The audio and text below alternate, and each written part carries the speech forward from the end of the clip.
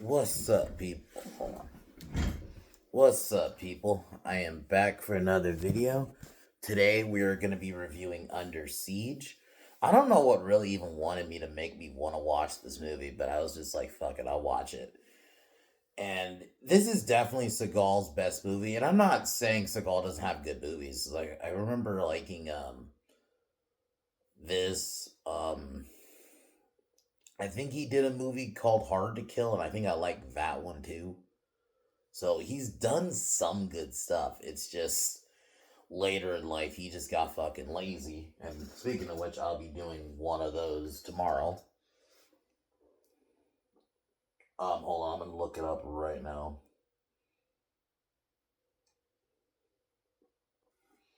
Look it up really quick.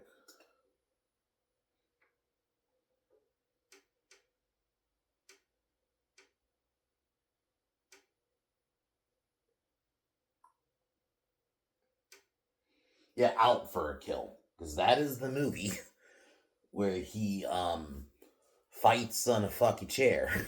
So we'll be doing that one tomorrow.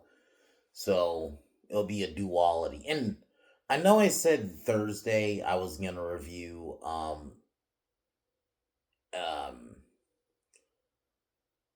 executive decision, but I'm gonna save that for next week because I saw that Flight Risk finally is on the seas, so I will probably review that instead on Thursday. So I'll be doing that.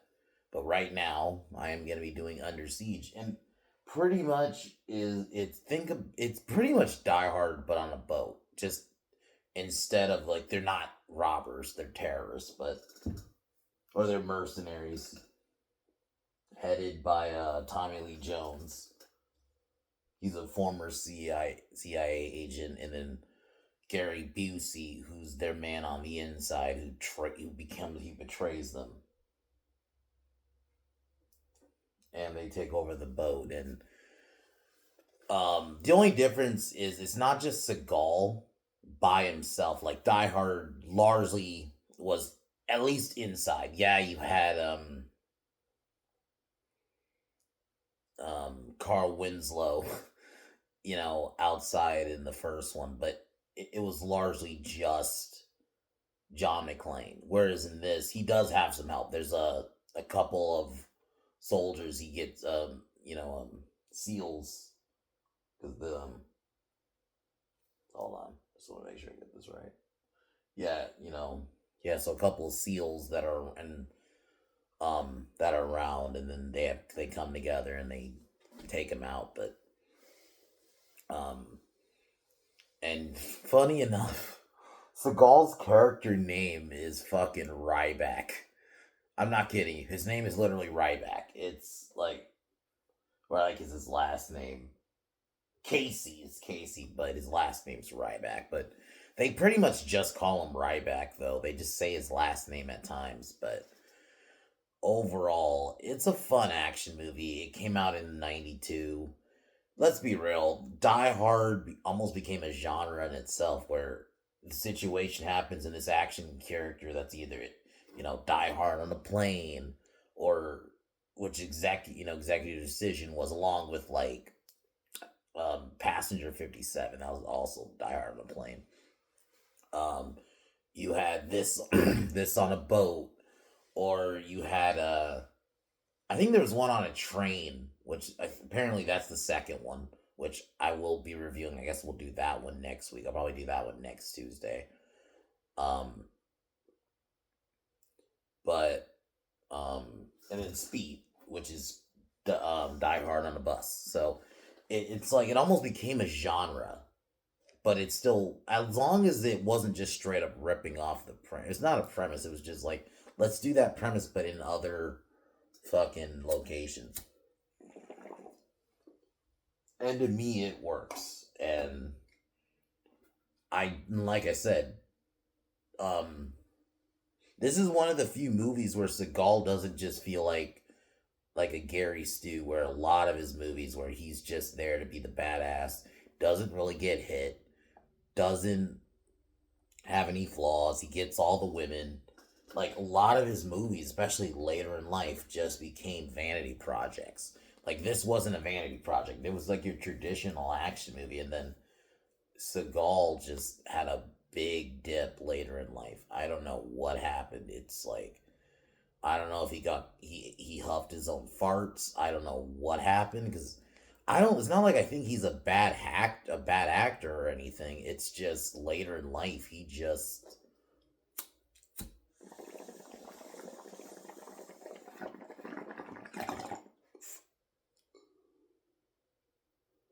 you know what it is. It could be a case of he huffed his own like he believed his own hype. I really believe that he started believing his own hype. He almost started. It's like using a wrestling term. He became a mark for himself where he actually thinks he's this big badass. Where, because in his mind, maybe he's like, I'm not just playing a character, I am my character. Because later in life, just, I guess this is going to be a little bit of a Seagal rant before we continue with the movie. Where, because he could have been one of the greats, because his early movies, even up to like even the early aughts, were not bad. You know, they were your typical action films, but they were still fun movies. I mean, I remember I watched them as a kid and I liked them. Like, I always watched this one as a kid. I didn't know there was a sequel, though.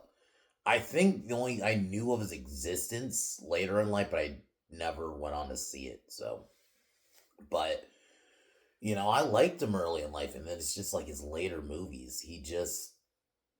Everything became a vanity project. He could never get hit, and especially like way later, like when you get to like the 2010s and the teens, fuck, bro. He gets this really bad Southern accent. He has to always get with the really hot chick, even though he's like, think about it, he's really old at this point.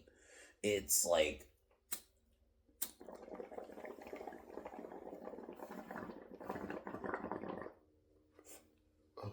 I really do believe he really almost believes he is the characters he plays. He doesn't just look at himself as like an actor. That's why like after a while everything just became a vanity project, which inherently I there's some movies that could still be seen as vanity projects, but I still like them. But if they're written well, but this ain't it. Not no, not no. I'm Under Siege is great. I didn't mean to say Under Siege, but a lot of I meant to say like his later movies ain't it. Like they just aren't. They're just he phones it in. They're badly written. He writes himself to be the badass. He doesn't even care anymore. When you just write yourself fighting in a chair, and here's the thing, I don't inherently hate the idea because that could be fucking creative actually, but it was done because Seagal was just a lazy fucking asshole who didn't want to fucking actually fight. So he's just like, and like I said, he never gets hit in movies. At least in like Executive Decision, when he made that, he dies in it. He's not really even the main character. That's part of the reason I wanted to review it because I don't look at it as a Seagal movie. Really, he happens to be in it. Um, but overall, Under Siege. Getting back to Under Siege, I forgot how good of a cast it. I mean, Gary Gary Busey. I didn't even remember Gary Busey was in this. Tommy Lee Jones, one of the few times he plays a villain, because normally he's a good guy. I guess he can kind of be an antagonist a little bit, like in like obviously U.S. Marshals. Um,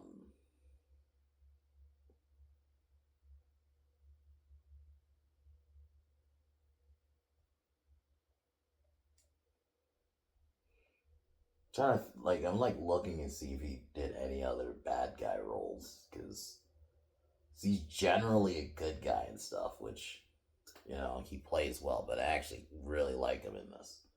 He almost like, oh yeah, I did ask this earlier. Cowman did mention Batman and Robin, but I'm almost like not really counting that. You know, I kind of want to ignore it because that was not Two Face.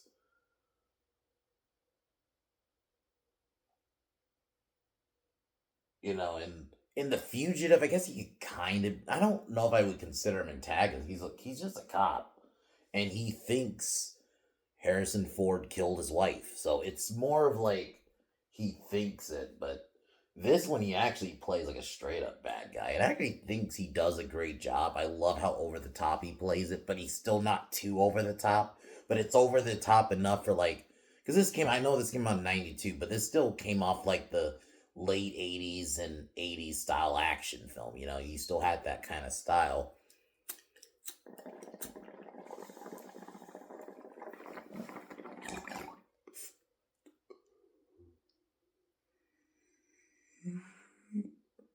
And there are a couple scenes where they're in contact with the Navy, the higher ups in the military who are trying to handle the situation, and Seagal's trying to get people out, or Ryback. God, it's so weird saying that name.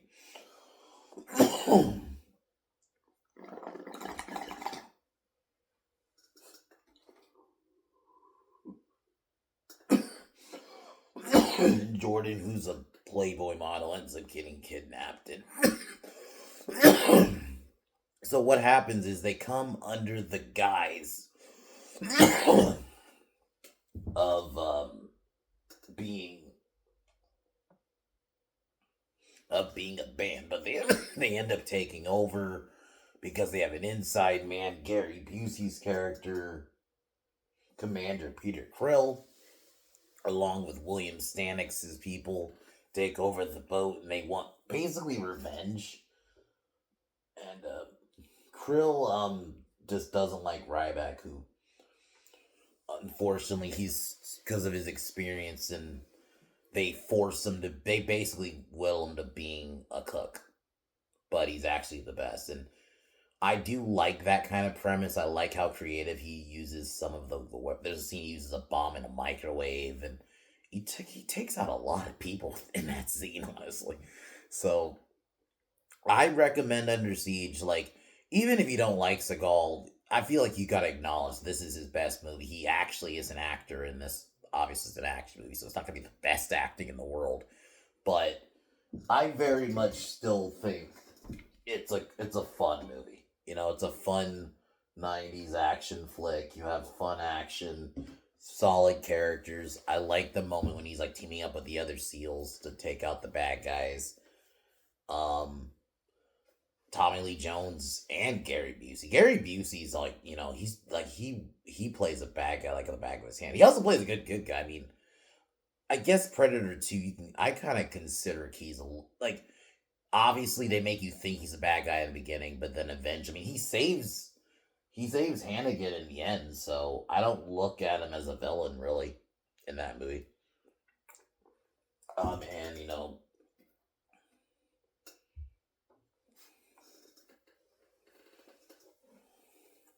so like I think he can play a good guy. I mean, he was a good guy in Silver Bullet. So, and Point Break, he's a police officer in that, or he's a detective along with Keanu Reeves. So he's Keanu Reeves' partner, so he can be a good guy, but obviously he got a little typecast as a villain, especially after Lethal Weapon. So but I actually thought he played a different type of villain. 'Cause obviously, he was phony being a good guy until the reveal. But this is a fun little action flick. This video is probably not going to be that long because it's not one of those movies I'm going to dissect. Really, it's a simple action flick. It knows what it is. Fun action scenes, um, decent enough characters, good bad guys. It's all it really needed to be. And actually, the music's pretty good too. So. If I were to rate this out of 10, probably an 8. I'd give this an 8. Especially like if I'm rating it as an action film, where I do rate genres differently. I'm just gonna keep it real. Certain genres I do rate differently, like horror, especially slashers, or like even franchise. Like I do kind of grade. Like I'll rate Friday the 13th on a curve. Like objectively, they're not good, so I can't like grade them like I would grade, let's say, a Jurassic Park film or a Batman movie, like something like that. But as an action film, I think this movie's great. So 8 out of 10. I had fun, man. And Tommy Lee Jones playing a good bad guy, especially because you don't really get to see him as a bad guy, or at least because unfortunately the other time you see him as a bad guy is unfortunately that shitty is Two-Face, where he's really fucking goofy. Yeah. So outside of that, to see him in this and actually be a good bad guy, I actually like the little final fight he had with Seagal. So you know, obviously there's a scenario I'm like, I don't know if I buy Tommy Lee Jones fighting Steven Seagal, but it's not as bad as, like, let's say fucking Commando, where I'm like, I do not buy that fight at all. But anyway, um, anyways, let's I guess before subscribe to Pin Down Podcast. We will be live tomorrow night, roasting more than likely AEW Dynamite. Who knows? I doubt it. Obviously, that maybe they could put out a mediocre to mid episode. If that would be a massive improvement. But we will see. But more likely, it'll probably be absolute shit. So, anyways, we'll be talking about that tomorrow. So, subscribe to Pin Down Podcast. Also, we'll have the Spotify link. Tomorrow, I will be reviewing Out for a Kill, and I don't think I've ever seen this movie, or if I have, I've seen the chair. I've seen the chair fight, so I've seen that part of the movie. I've never seen it all the way through. So, oh my god, if we're gonna sit through this, I mean, if it's fun, bad, that's all I need. So we'll be doing that tomorrow. And then yeah, Thursday will be Flight Risk. I'll do executive. I originally was gonna do executive decision. I'll just push that to next week. And then Friday, I'm still gonna do my vampire list. So, anyways, let's get into Under Siege.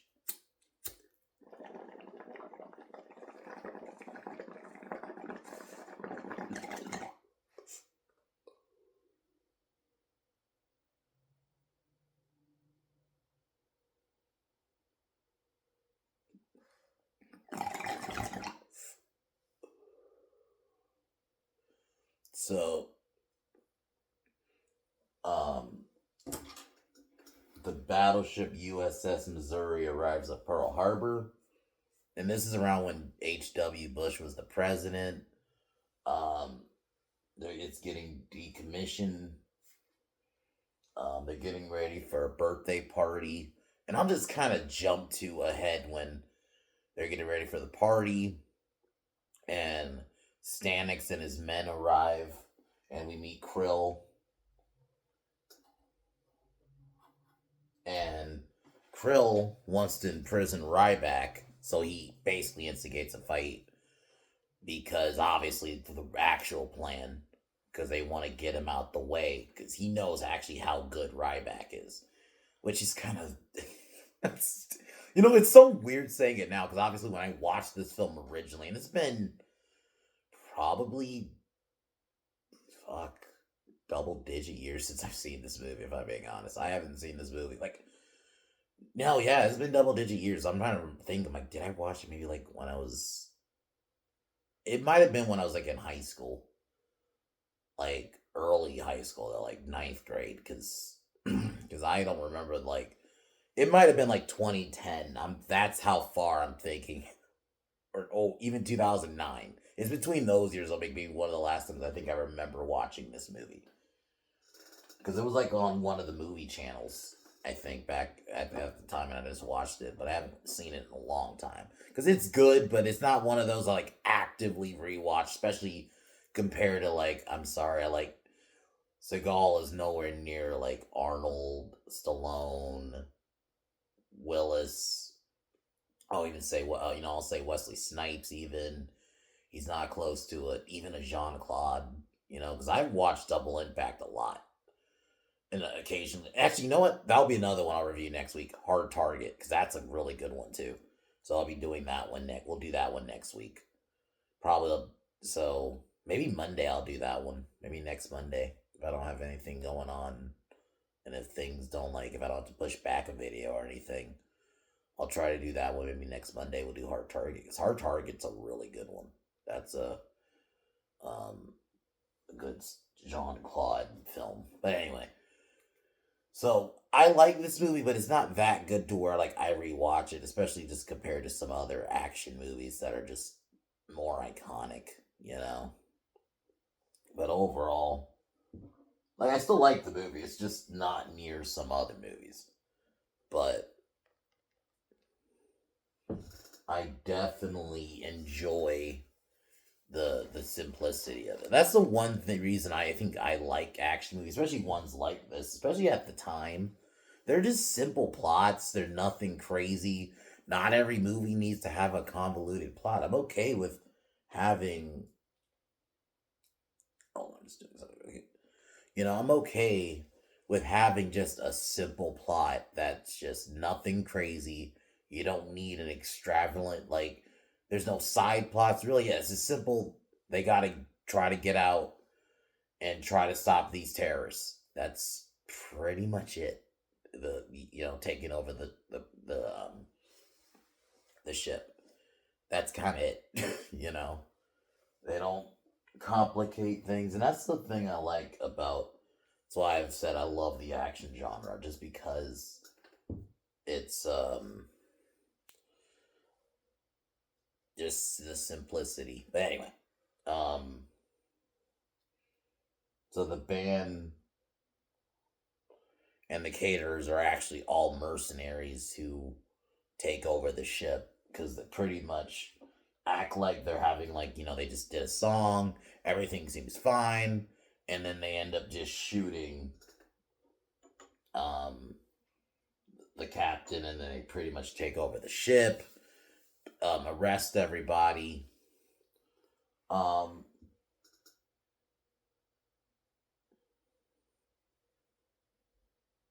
Ryback hears gunshots, and his partner Nash goes to see, and he ends up unfortunately getting killed. Ryback manages to lock the mercenaries initially. He makes it seem like he's still in the freezer. He locks them in there. Obviously, they have guns, so they shoot their way out, but then he manages to take them both out.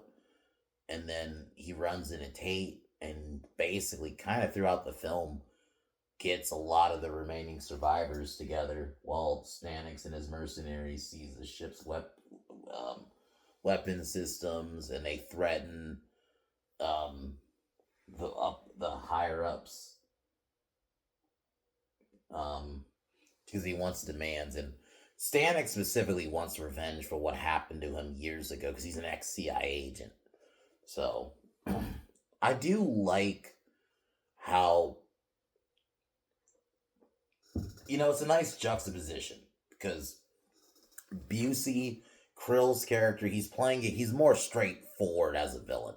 He's not really joking. He does have a little couple one-liners here and there, but he's a bit more serious. Whereas Stanix, he's definitely the more over the top, but he's not too over the top. He's not fucking trying to do what he did with fucking Two-Face, in Batman and Forever. This was like the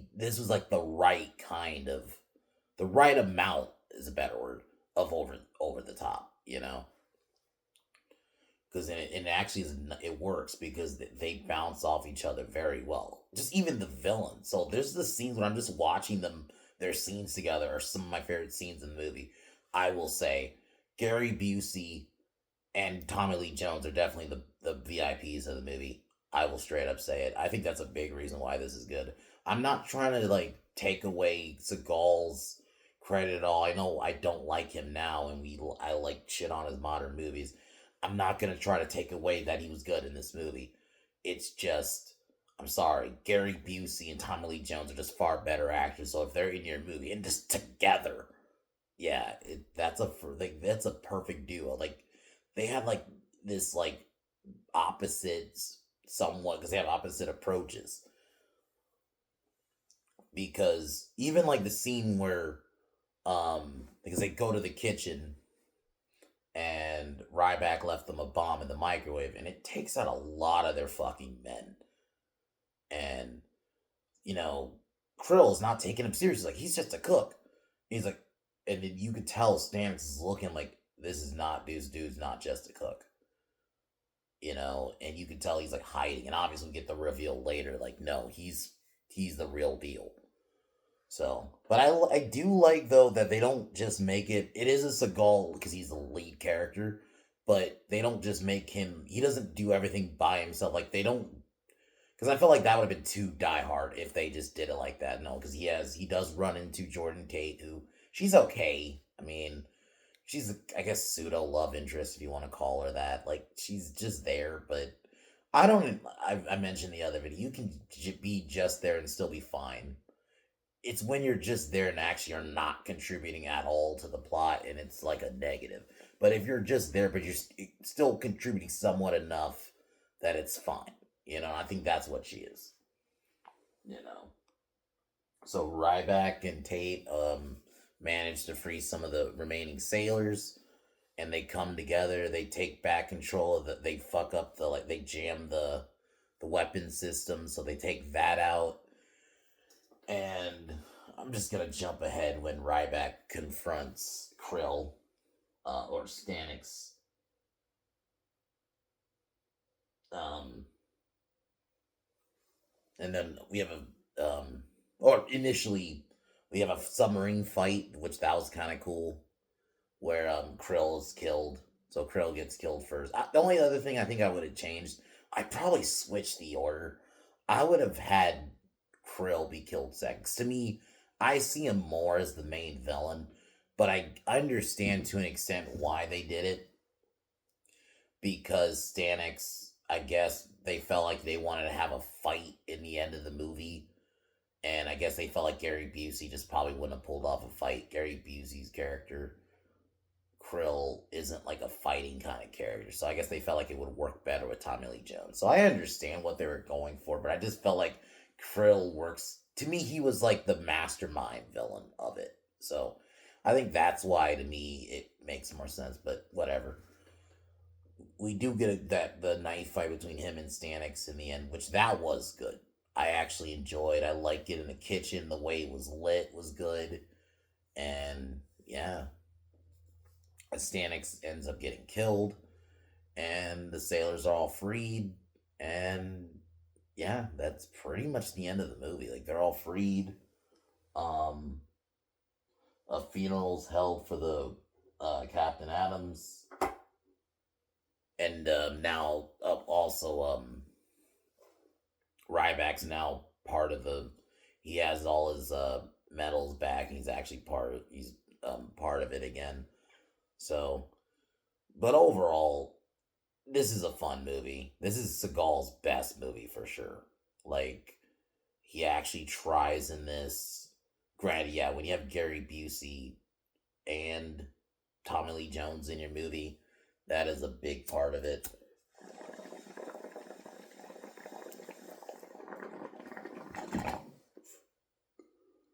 Because personally, for me, I really think they're like the VIPs of the movie. Like their scenes together, Tommy Lee Jones and Gary Busey scenes are like some of the best parts of the movie for me. Like that is like the bulk of what I love from this movie is that. I like the action, and I did like when Seagal was working with the other sailors, but it to me the bulk of what I love about this movie is really Gary Busey and Tommy Lee Jones, especially just because I love both actors, and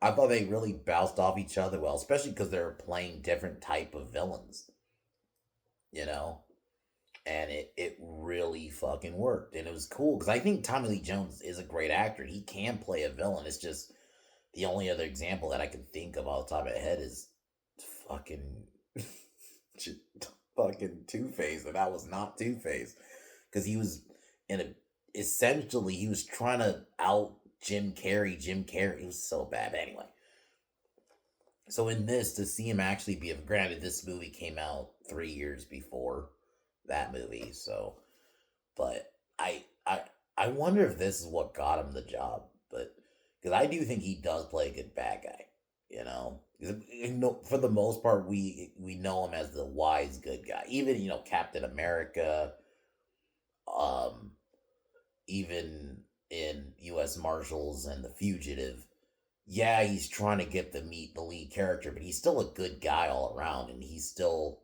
a respectable man. So that's why we expect him to play those kind of characters. But it's kind of good to see him here play a bad guy and it actually works. So yeah, out of 10, like I said, an 8 out of 10. This is a fun action film. This is definitely a fun one. I definitely will start probably watching this one much more again because I forgot how really good it is, and just the simplicity. Simplicity is just all I need sometimes, especially in an action film. You don't need anything crazy. You don't always need some elaborate plot or some elaborate bunch of side stories and a bunch of stories going on within a story. You don't need all that shit sometimes. So, yeah, that's all I can really say about that. Other than that, I'm gonna probably wrap it up here. Tomorrow we'll be reviewing Out for a Kill. I'm expecting a shit show because I might rewatch this one. I can't believe I'm gonna say that about one of Seagal's later films, but I meant to do it for a review and I never got around to reviewing it. I might rewatch it again. It's called Sniper.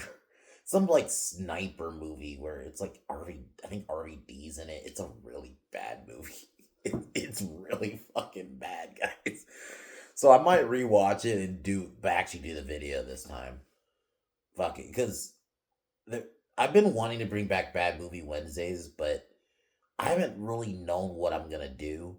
Well, Seagal has a bunch of bad movies, especially later in his career. So why not roast those for a little bit? Especially because I watched other channels roast them. Is when I watched Jason Brandt who does it. Like he roasts Seagal films. So kind of be honest, I got the idea from him, and I've seen it all other people roast Seagal. It's just so easy, it's so easy to. But I figured, why not do some of his good stuff too? I don't want to just be an asshole and just roast only his bad stuff, and I've been wanting to watch Under Siege again anyway, so why not? But anyways, subscribe to Pin Down Podcast. We will be roasting, more than likely roasting, because I'm just gonna say it. AEW is awful right now, so. I'll be real, I always thought they were shit, but they're even more shit now. So we'll be roasting that tomorrow. And we also got some videos planned and some other stuff planned. We're at Rumble Saturday, but also, yeah, so mainly AEW tomorrow. But other than that, guys, I'll talk to y'all later.